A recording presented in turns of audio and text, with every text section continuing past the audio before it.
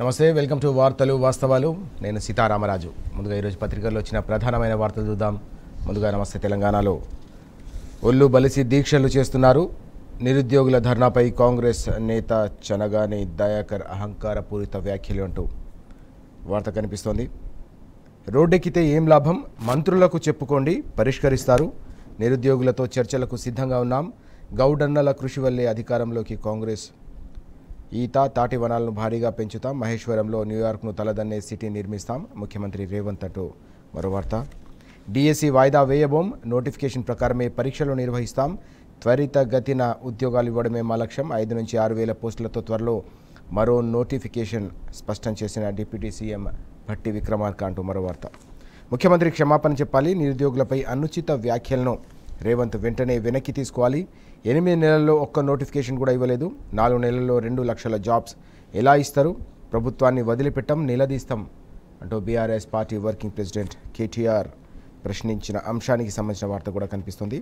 నిరుద్యోగులు సంఘ విద్రోహుల, ఎన్నికల హామీలు తప్పడం వల్లే పోరాటం, ఇనుప కంచెలు వేసి ముందస్తు అరెస్టుల, అణచివేత చర్యలు, బెదిరింపులు సరికాదంటూ సీఎంకు మాజీ మంత్రి హరీష్ రావు బహిరంగ లేఖ అంటూ మరో వార్త. మొనార్క్ వైఖరి వల్లే అంటూ మరో వార్త కనిపిస్తోంది. దుందుడుకుతనంతోనే సమస్య, 6 నెలల్లోనే ఇన్ని ఆందోళనల కాంగ్రెస్ పార్టీ పరువు పోతున్నది. పరిపాలన చేత కాదన్న అభిప్రాయం. సీఎం రేవంత్ రెడ్డిపై సీనియర్ల కుతకుత. అసలు కాంగ్రెస్ నేతల మండిపాటు, రాష్ట్ర పరిస్థితులపై అధిష్టానం ఆందోళన అంటూ మరో కథనం. రేవంత్ రెడ్డి సీఎం పదవికి అనర్హుడు. విద్యా వ్యవస్థపై అవగాహన లేని సీఎం రాజీనామా చేయాలి. Ashoka academy director Palakuri Ashok demand అంటూ మరో కథనం. నిరుద్యోగులే గద్దె దింపుతారు, అణచివేయాలని చూస్తే అగ్గి పుట్టిస్తాం. నిరుద్యోగుల ఆత్మగౌరవం దెబ్బతీసేలా ముఖ్యమంత్రి వ్యాఖ్యలు అంటూ బీఆర్ఎస్ నేత ఏనుగుల రాకేష్ రెడ్డి వ్యాఖ్యలకు సంబంధించిన కథనం ఇది. గ్రూప్స్ వాయిదా వేయాలి, పోస్టుల సంఖ్య పెంచాలి. నల్గొండలో నిరుద్యోగుల ధర్నా అంటూ మరో వార్త. ఆటో డ్రైవర్ల ఆత్మహత్యలకు బాధ్యుడు రేవంతే. 7 నెలల్లో 58 మంది బలవన్మరణం, ఏటా 12,000 ఇంకెప్పుడు ఇస్తారంటూ నిన్న టీఏటీయూ రాష్ట్ర అధ్యక్షుడు మారయ్య డిమాండ్ చేశారు. సూటిగా ప్రభుత్వాన్ని ప్రశ్నించారు. పింఛన్ల రికవరీలపై వెనకడుగు, మార్గదర్శకాలు వచ్చే వరకు చర్యలొద్దు అంటూ మరో కథనం కూడా కనిపిస్తూ ఉంది. మేడిగడ్డ నీళ్లు ఇవ్వచ్చు, బరాజ్లో 40,000 క్యూసెక్కుల నీటి ప్రవాహం, ప్రస్తుతం 4 మోటార్లు నడపచ్చు అంటూ మరో వార్త కూడా కనిపిస్తుంది. కాంగ్రెస్ ప్రభుత్వం పట్టింపులకు పోకుండా వెంటనే మోటార్లు ప్రారంభించాలని హరీష్ రావు డిమాండ్ చేశారు. కేసీఆర్ది మానవీయ ప్రభుత్వం, బీఆర్ఎస్ హయాంలో తగ్గిన రైతుల ఆత్మహత్యలు, నేషనల్ క్రైమ్ రికార్డ్స్ బ్యూరో గణాంకాలే ఇందుకు నిదర్శనమంటూ బీఆర్ఎస్ వర్కింగ్ ప్రెసిడెంట్ కేటీఆర్ కీలకమైన అంశానికి సంబంధించిన ప్రస్తావన చేశారు. దానికి సంబంధించిన వార్త. గతంలో ఏ విధంగా కేసీఆర్ గారి హయాంలో మానవీయ ప్రభుత్వం కొనసాగిందో గణాంకాలతో సహా వివరించారు.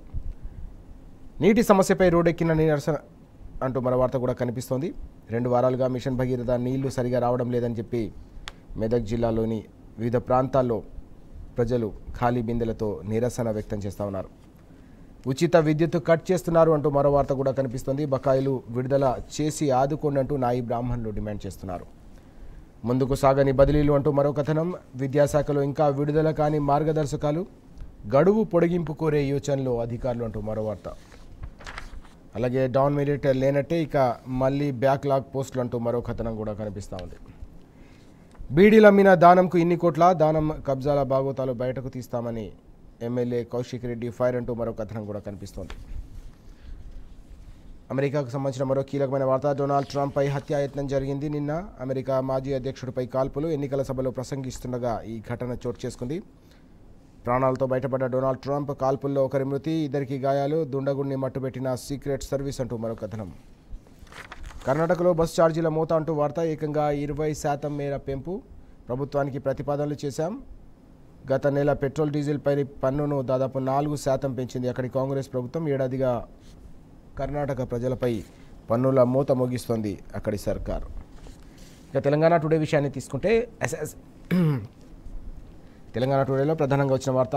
Assassination bid to Trump, gunmen fires at him during poll rally, shooter gun down, Biden orders probe అంటూ వార్త కనిపిస్తూ ఉంది. Apologise to job aspirants, KTR to CM, demands Revanth to release white paper on notifications అంటూ వార్త. Youth of Telangana are angry, they deserve respect and action, not empty promises and insults, KT Rama Rao BRS working president అంటూ ఈ వార్త. Stop issuing recovery notices అంటూ మరో కథనం కనిపిస్తోంది.